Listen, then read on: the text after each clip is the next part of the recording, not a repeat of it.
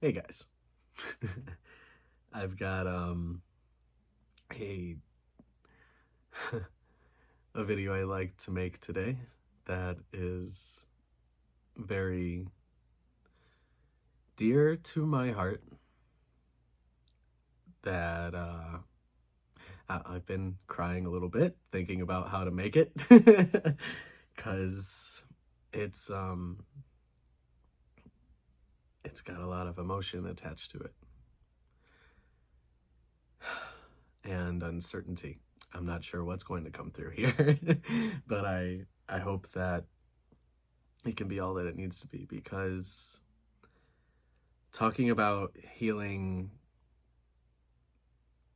family stuff, being the black sheep, the cycle breaker, all these things, saying that this trauma, these cycles, they end with me, is powerful. It's just powerful and terrifying, and and it's a lot. It's a lot, and it helps to know how much assistance we have on these journeys. If you identify as a black sheep, and the one, the ugly duckling maybe, taking on who's taken on the weight of the world, and sees the pain and the suffering that's persisted in your family, because you recognize it in yourself, because you've always just wanted everyone to be happy and to feel loved and safe, and it hasn't been that way, not for a long time. Maybe you've never really experienced that with your family. The people we love the most are often the ones we have the most karma with, if you want to think about it as karma, or just the most history. And maybe some of that history is very tense. Maybe that history, maybe there's been some really harsh words said. Maybe there's been abuse of all forms. Maybe there's been fear and worry and stress and anxiety and depression and anger and resentment and regret and shame and guilt and all these things that we close our hearts. We wall up our hearts, and we feel broken inside. We feel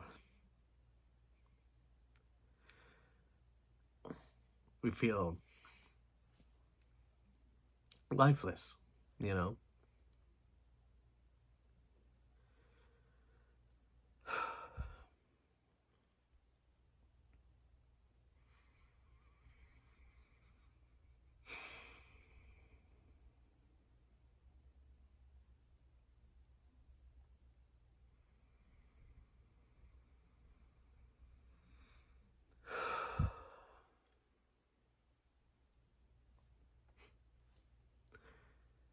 Healing is not easy.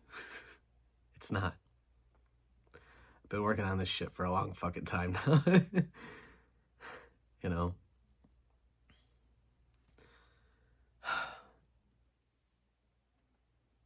Children,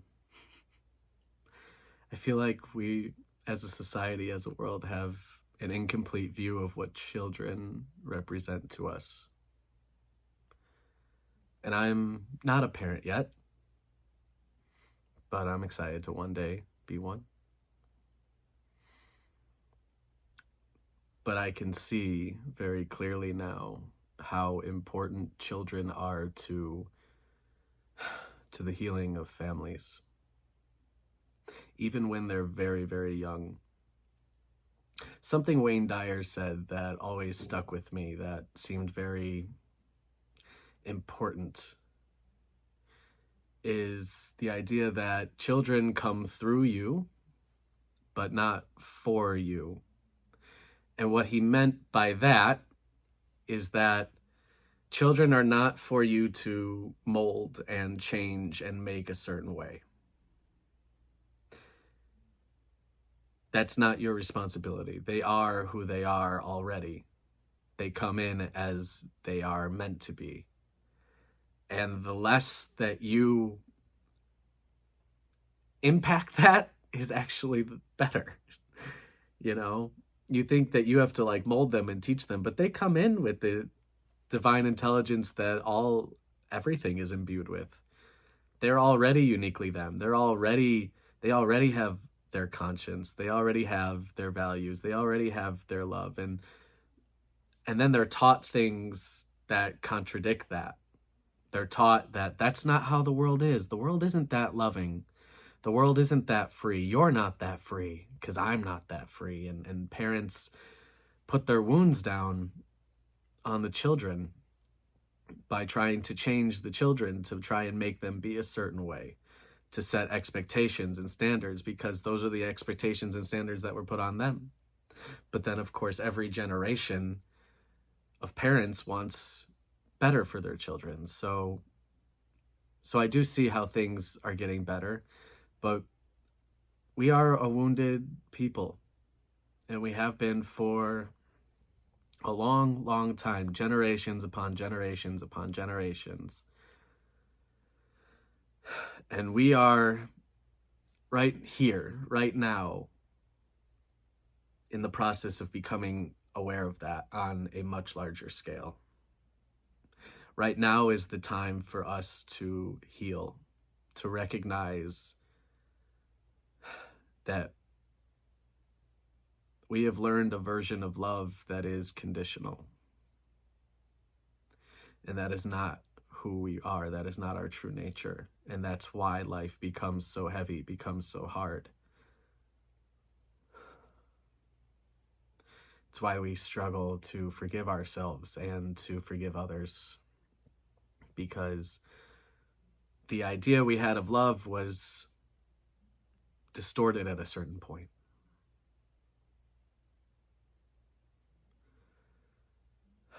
Children are our greatest teachers.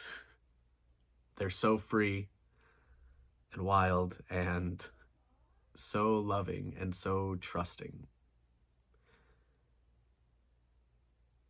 And that triggers parents. And some parents get triggered into being abusive and wounded. And more, though, I'm seeing that many parents, especially this generation and the upcoming one, are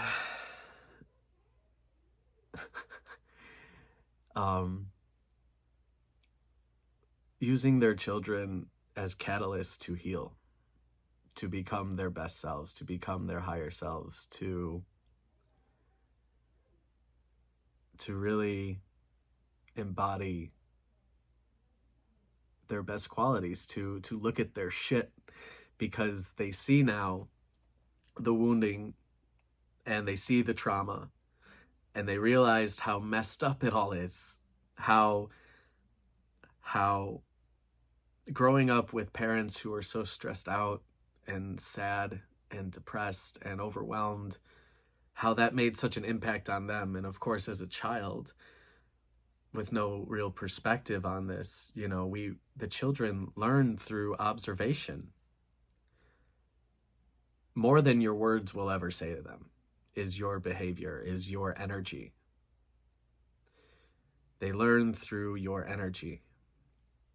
And even if you say the right things, even if you do your best in that way, a child may not get the message at all.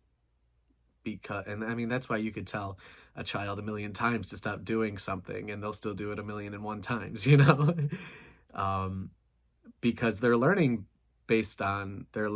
from your behavior, the behavior they're observing the most, and they learn from your energy and the energy you put out. So if you're suppressing things, that child knows it. even if you're doing a good job of hiding it, you cannot hide your energy. Energy doesn't lie. Words may lie, facial expressions may lie, energy does not. And so a child will take on your wounding because they'll internalize it. When things aren't good, when your energy's not good, when you're stressed and overwhelmed, that child feels it, and they, you know, that's how wounded empaths are created. That's how narcissists are created, because there's a couple different ways that the child can internalize that. They can internalize it as, I need to, protect myself in a way, right? It's always about protection, always about feeling safe. They can either go into themselves and then they lack compassion and empathy because they're only focused on themselves, because focusing on the other people's energy is too much. That's generally how a narcissist is kind of created. And then a wounded empath, and of course, let's say a narcissist is wounded as well. I don't want to make narcissists worse than empaths or judge that, because that's something that I think is very misunderstood as well in general. But the wounded empath then latches on to other people's energies, and then they don't feel safe unless those people are in a good place energetically. And so that's what creates then the people pleaser, the one who is always focused on everyone else and never takes care of themselves, who attracts the other type of wounding, the narcissistic type of wounding, and then is always trying to gain approval and validation from that person, and the other person's trying to feel some type of love because they never really have, or when it's been there, it's only been very conditional. It's only because they did something right, because they achieved something, because they were good. And it's so sad. It's so sad to see. And these cycles go in our family until someone finally stops it, until someone finally heals it, until someone finally recognizes it. And in that way, the person who does that is, in many ways, the answer to the prayers of generations of people in that family line.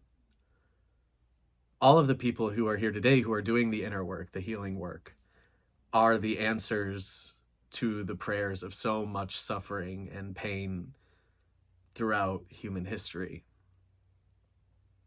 And that's the era we're living in now.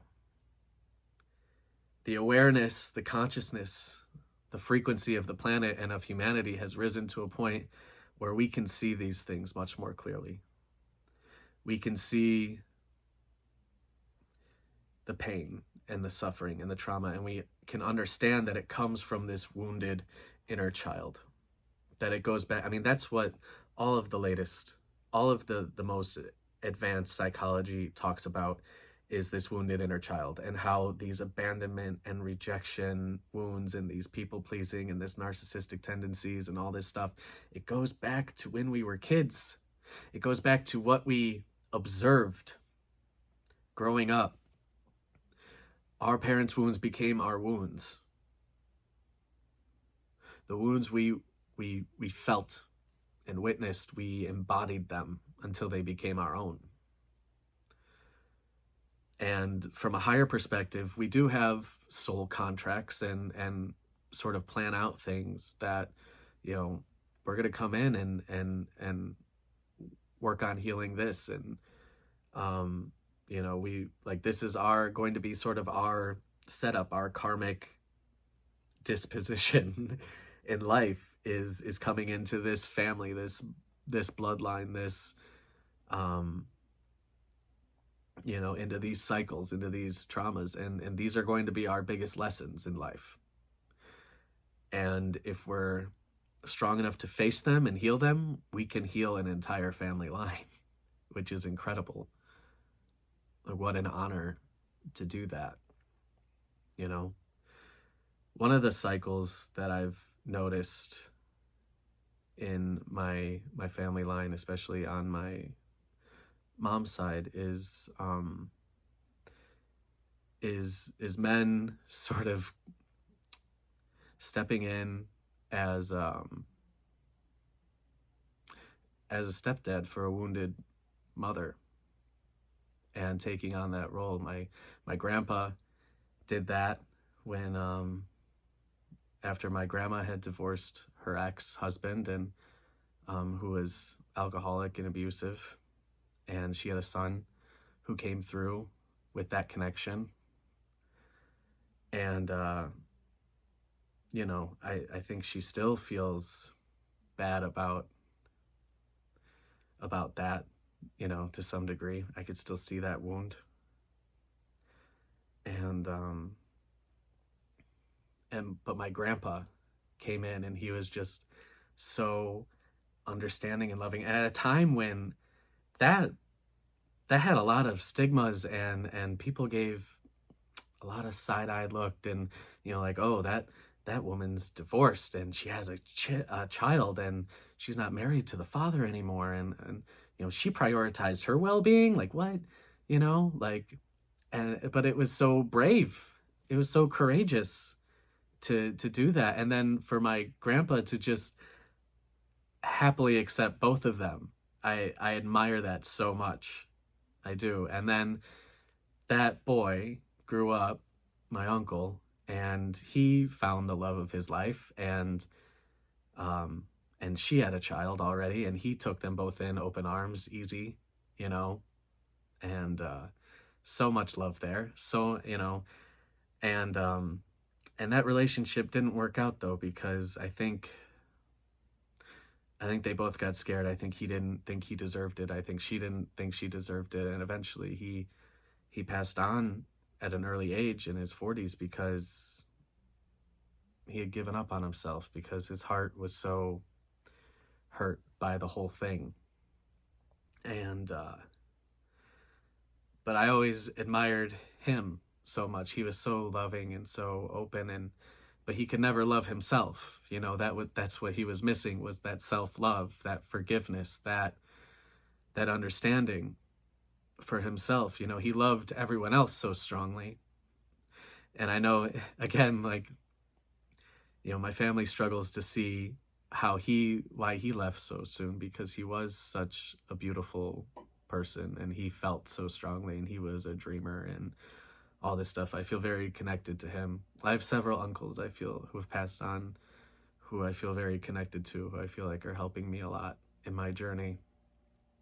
And I feel like that's a cycle now, because like I'm divorced, and I feel like there's a part of me that thinks maybe the person I end up with, my person, you know, maybe she'll have a child or something, you know, and I'll be able to heal that in my own line and in her line, you know. And I think that is such a beautiful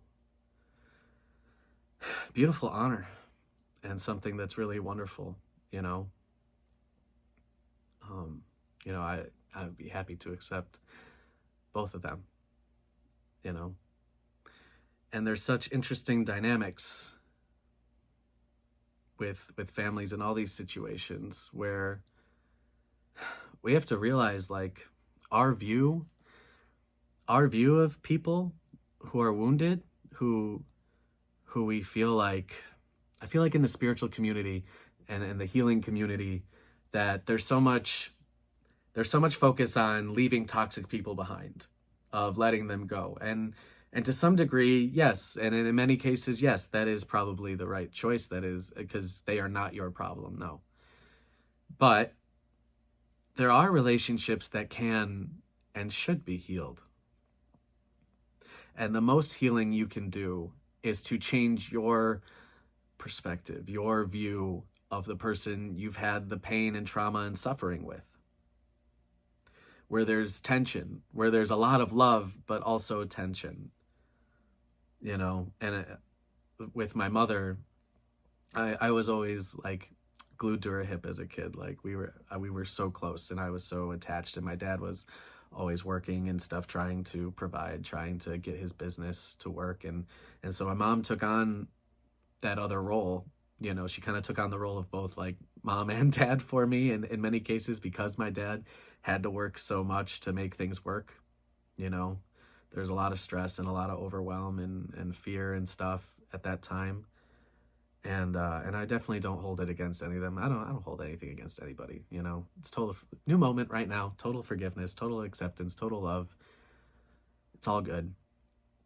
And but looking back now, and I could see, you know, why I got so attached, and but then as life happened, you know, and things happen and words are said, and uh all this stuff, like eventually there was tension between me and my mother, even though I know that she loves me as much, if not more, than anyone else on the planet, and always has and always will, you know.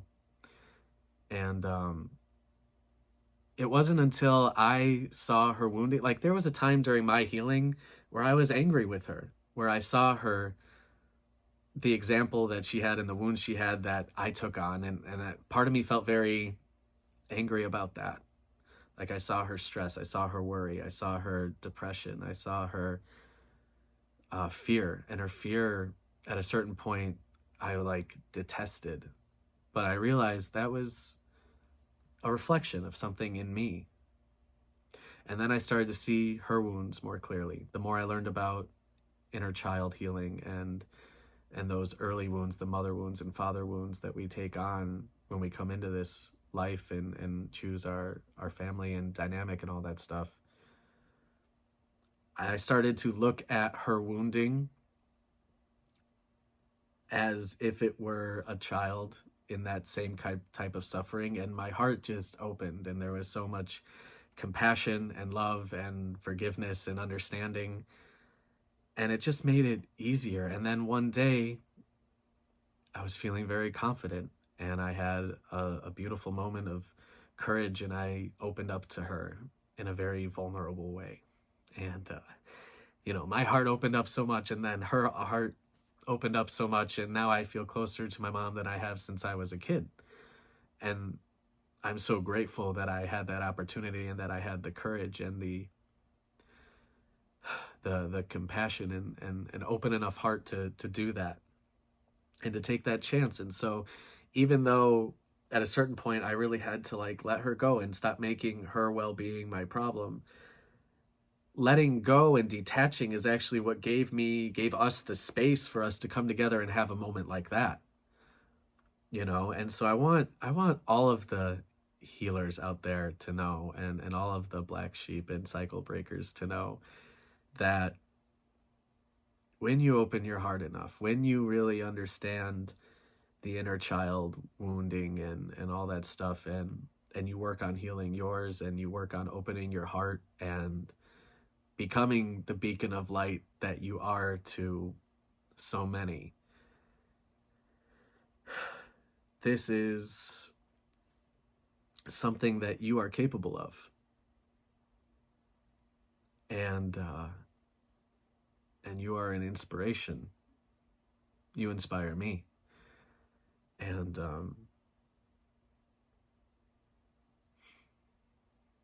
I'm really grateful for you all. I'm really grateful that you're here with me to do this stuff, because if I felt totally alone, you know, I don't know if I could do it.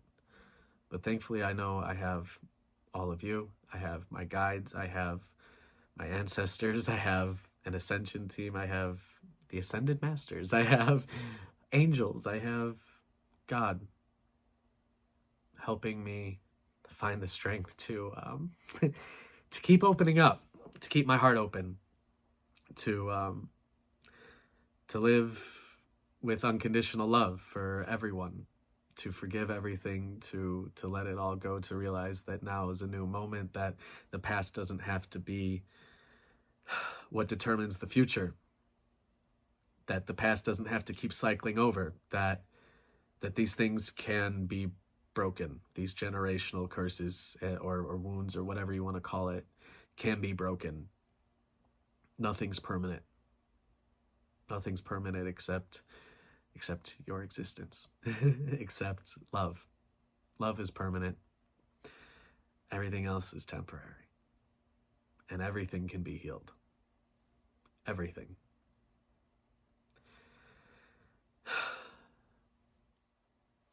I love you guys. And I'll see you in the next one.